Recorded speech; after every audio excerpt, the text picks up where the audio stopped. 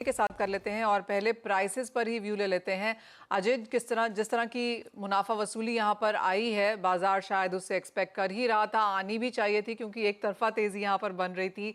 $2450 प्रति आउंस के बाद अब जो हमने 2370 जैसे लेवल्स आते हुए देखे हैं, जो कि ऑलमोस्ट $70 की करेक्शन आ चुकी है, अब यहाँ से क्या सेंस है? Very good morning. बिल्कुल मंजय जी, अगर हम बात करें तो एक तरह से टेक्निकली भी हम देखें तो एक डबल टॉप फॉर्मेशन हुआ। इससे पहले भी हमने देखा था 2450 का, तो टेक्निकल प्रोस्पेक्टिव से अगर हम देखें तो डेफिनेटली करेक्शन दिख रहा है। बट फंडामेंटल साइड आप एक चीज समझिए कि Sweden, ECB, bank of England, ये सभी अगले मंथ से रेट कट पे जा रहा है। नो डाउट फेड की तरफ से जो हमने स्टेटमेंट्स देखे हैं या जो डेटा पॉइंट है वो थोड़ा थोड़ा कंसर्न्स दिखा रहा है, जिसकी वजह से ये रिएक्ट हुआ है। बट जिस स्पीड से मार्केट बढ़ा था तो एक प्रॉफिट बुकिंग डेफिनेटली ड्यू था। तो टेक्निकली मुझे लगता है कि थोड़ा बहुत वीकनेस कंटिन्यू रह सकता है। कहीं ना कहीं डोमेस्टिक मार्केट में भी हम प्राइसेस पे दबाव देखेंगे, जो 70-500 पे जाके एक सपोर्ट लेता हुआ दिखाई देगा। या इंटरनेशनल की बात करें तो 2340, 2320 के आसपास का सपोर्ट ले लेगा। बट अब आप ये मान के चलिए कि Q3 Q4 में रेट कट तो डेफिनेटली होना ही है, तो कोई ज्यादा ब्लैंक सेलिंग जैसा या बहुत ही बड़ा वीकनेस नहीं दिखेगा प्राइजेस में। हो सकता है अगले 2 सेशन में मार्केट में गिरावट रहे, जो 2340 या डोमेस्टिक मार्केट पे हम बात करें तो 70-500 तक मिलेगा, क्योंकि रेट कट आगे रहेगी। नो डाउट इन्फ्लेशन को लेके जो कंसर्न है उसकी वजह से हमने ये करेक्शन देखा है। साथ ही अजय, चांदी में कैसे देखते हैं, क्योंकि यहाँ पर भी तेजी काफी अच्छी खासी थी। फॉर द लॉन्गेस्ट टाइम $30 ऊपर में नहीं निकल रहा था, फिर हमने ऑलमोस्ट 32.5 भी आता हुआ देखा और $2 अब से फिर से साफ यहाँ पर होता हुआ नजर आया है। तो मुनाफा वसूली चांदी में भी अच्छी खासी है। यहाँ पर किस तरह के सपोर्ट लेवल्स बनेंगे? बिल्कुल भाई, लास्ट टाइम हमने जैसे बात भी किया था, gold silver ratio is a best indicator जहां से हमें क्लैरिटी मिलती है कि how silver will be performing. तो हमने देखा था कि फरवरी मार्च में हमने डबल ट्रिपल टॉप बनते हुए देखा था 90s के करीब।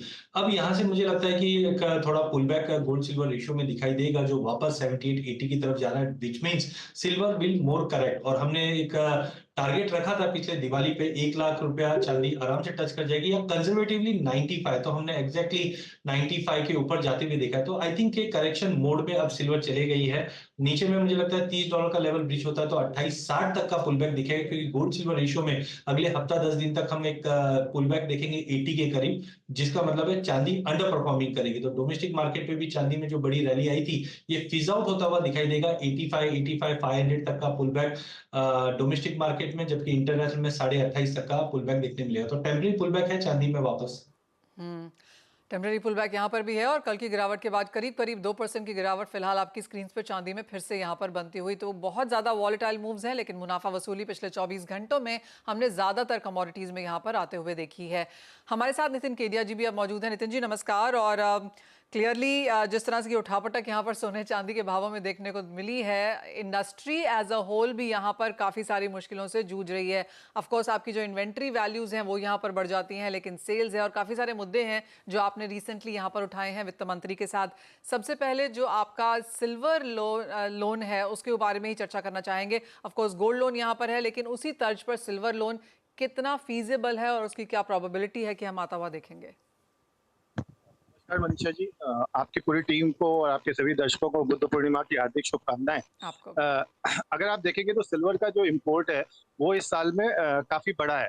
और इस साल में काफी सिल्वर का इम्पोर्ट बढ़ने का एक कारण ये भी है कि जब गोल्ड आपका महंगा हो जाता है तो हम ये देखते हैं कि काफी सारे जो कस्टमर्स है ना, वो सिल्वर की तरफ हमारे आने लगते हैं।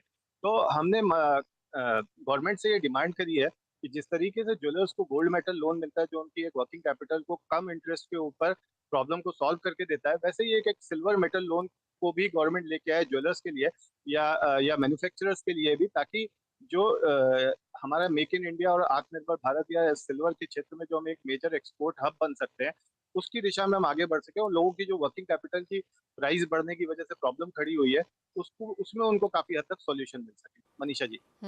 नितिन जी, ऑफ कोर्स एक पूरी लिस्ट है आपकी जो आपने चिट्ठी यहाँ पर वित्त मंत्री को लिखी है, अगर वो डिटेल में हमें यहाँ पर बता सकें।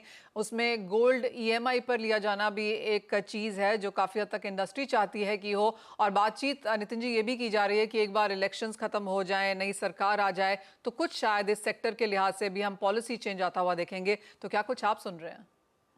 मनीषा जी, इसमें देखिए, जो ईएमआई की बात करी है हमने, वो क्यों करी है क्योंकि गोल्ड ज्वेलरी की अगर मैं बात करूं तो गोल्ड ज्वेलरी आज बहुत हद तक एक कंज्यूमर ड्यूरेबल की तरह देखा जाता है, लेकिन हमारे देश में आज भी इसको गवर्नमेंट एक करेंसी की तरह देखती है। तो हमारा ये गवर्नमेंट से कहना है कि इसको एज अ कंज्यूमर ड्यूरेबल देखिए, और 2013 के आसपास करंट अकाउंट डेफिसिट को जिस तरीके से कम करने के लिए या गोल्ड की डिमांड को कम करने के लिए हमने ये ईएमआई स्कीम से बैंड लगाया था।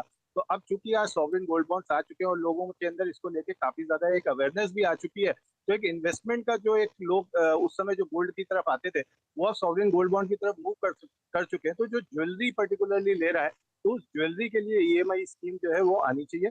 और स्टार्टिंग इसकी ऐसे भी हो सकती है कि एज अ पर्सनल लोन आप उसको ट्रीट कर सकते हो और रिस्पॉन्स देख के आप उसको as a consumer durable loan की तरफ मूव कर सकते हो। और सेकंड जो बातें हमें सुनने को आ रही है वो ये सुनने में आ रही है मनीषा जी कि अगर हम ये प्रॉब्लम गवर्नमेंट के पास लेके गए थे कि जब भी भाव बढ़ते हैं तो क्या होता है कि मार्केट में कैश मार्केट और आरटीजीएस मार्केट जो पैरेलल दो मार्केट चलते हैं उनके बीच का एक रेट डिफरेंस आ जाता है, और बहुत हद तक ये माना जाता है कि सेकेंडरी मार्केट से जो सप्लाई आ रही है, मतलब जो लोग रिटेल इन्वेस्टर्स जो गोल्ड खरीद के जाते हैं वो गोल्ड बेचने आते हैं, जिसकी वजह से ये आर्बिट्राइज या डिफरेंस जो है वो बन जाता है।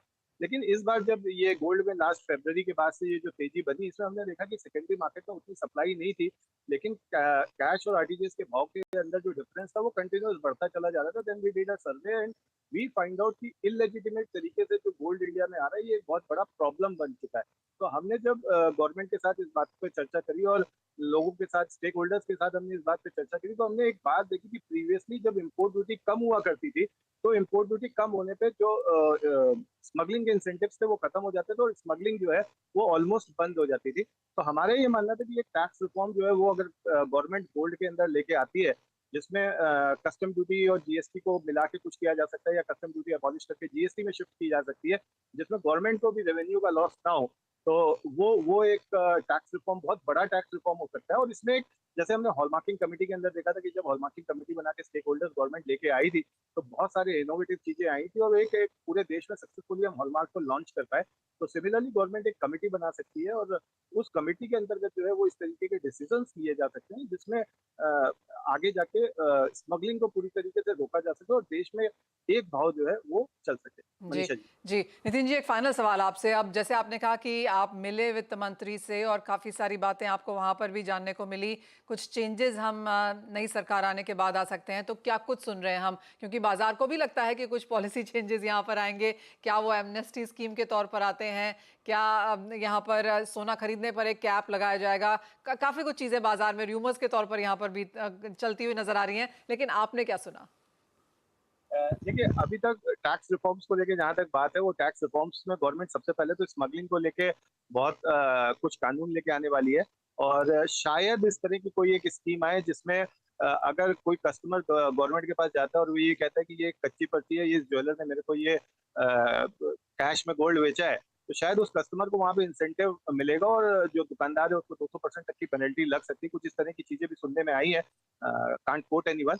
और सेकंड जो हमें सुनने में आ रहा है वो ये सुनने में आ रहा है कि ये जो 2 लाख रुपए तक कैश परचेज है इसमें भी कुछ मॉडिफिकेशंस हो सकते हैं। अब वो नीचे के साइड में कितने हो सकते हैं वो हमें देखना है। हाँ, इसको लेके हमारी सरकार से जरूर डिमांड रही है कि इस पे सरकार थोड़ा सा सॉफ्ट रहे, बिकॉज जब ये आया था तब उस समय 30 लाख रुपए किलो गोल्ड था, आज 70 लाख रुपए हो चुका है।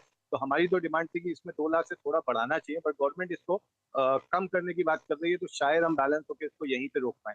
मनीषा जी। तो वो 2 लाख रुपए पहले से ही इंडस्ट्री को थोड़ा सा चुभता रहा है, और अगर आप कह रहे हैं कि ये भी शायद कम हो सकता है, तो क्लियरली वो एक चीज़ यहाँ पर इंडस्ट्री के फेवर में जाती हुई नजर नहीं आएगी। नितिन जी, बहुत शुक्रिया आज हमारे साथ यहाँ पर जुड़ने के लिए, अपना वो ऑफकोर्स लेटर भी यहाँ पर शेयर करने के लिए, और क्या कुछ बाजार में बातचीत है वो भी हमारे दर्शकों के साथ शेयर करने के लिए बहुत शुक्रिया आपका। तो ये तो सोने चांदी की